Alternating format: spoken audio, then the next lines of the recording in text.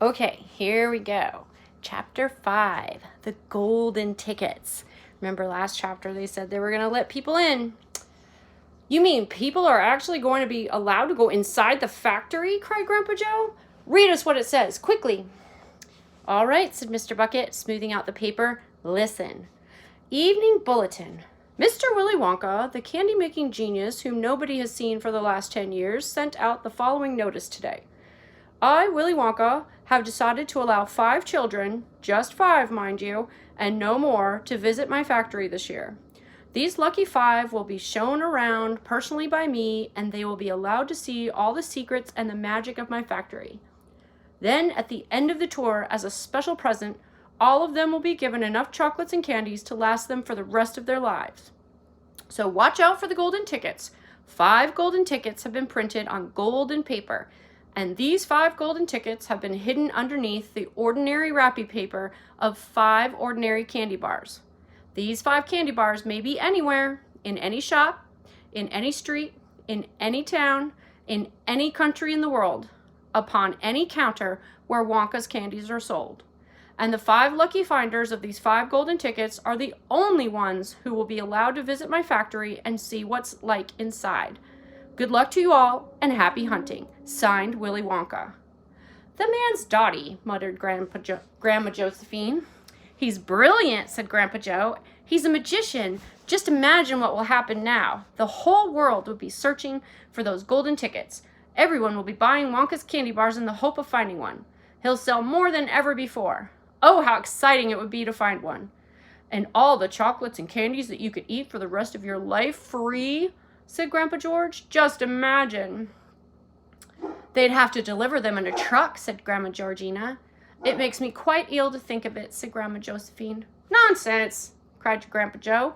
Wouldn't it be something, Charlie, to open a bar of candy and see a golden ticket glistening inside? It certainly would, Grandpa, but there isn't a hope, Charlie said sadly. I only get 1 bar a year. You never know, darling, said Grandma Georgina. It is your birthday next week. You have as much chance as anyone else. I'm afraid that simply isn't true, said Grandpa George. The kids who are going to find the golden ticket are the ones who can afford to buy candy bars every day. Our Charlie gets only 1 a year. There's no hope. Chapter 6, the first 2 finders. The very next day, the first golden ticket was found. The finder was a boy called Augustus Gloop, and Mr. Bucket's evening newspaper carried a large picture of him on the front page. The picture showed a 9-year-old boy who was so enormous he looked as though he had been blown up with a powerful pump.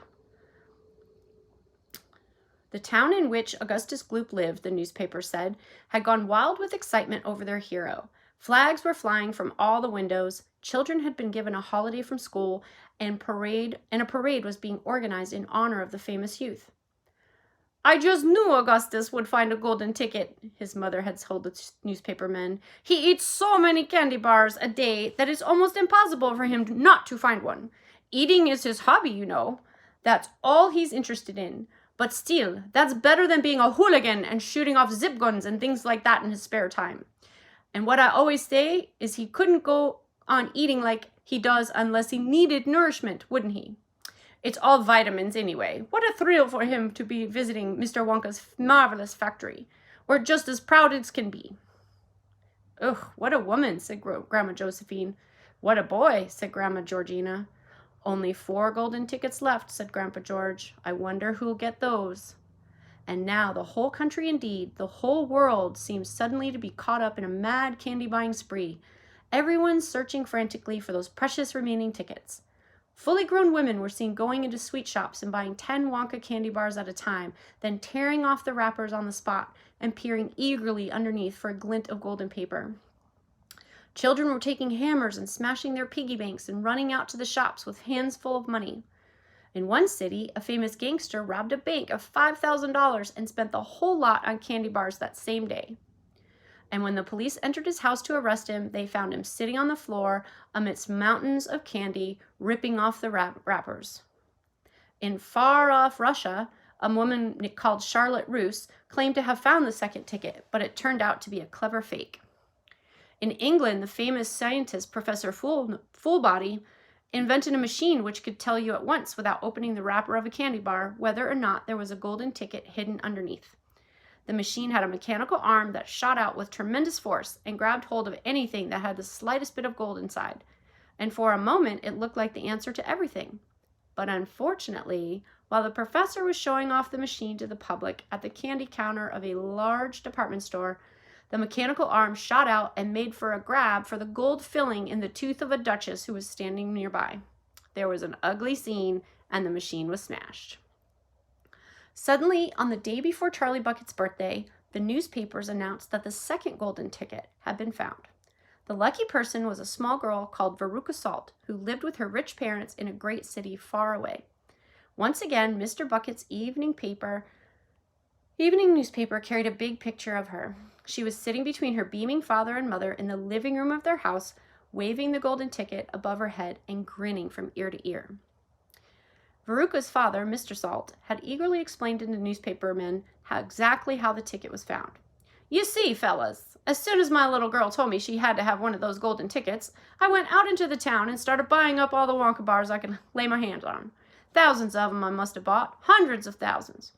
Then I had them loaded into trucks and sent directly to my own factory. I'm in the peanut business, you know, and I've got about 100 women working for me over at my joint shelling peanuts for roasting and salting. That's what they do all day long, these women, sitting there shelling peanuts.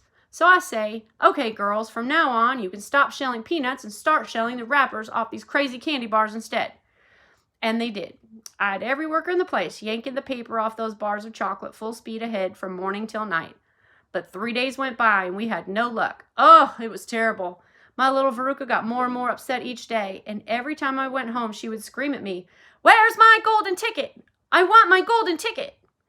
And she would lie for hours on the floor, kicking and yelling in the most disturbing way. Well, sir, I just hated to see my little girl feeling unhappy like that, so I vowed I would keep up the search until I got her what she wanted.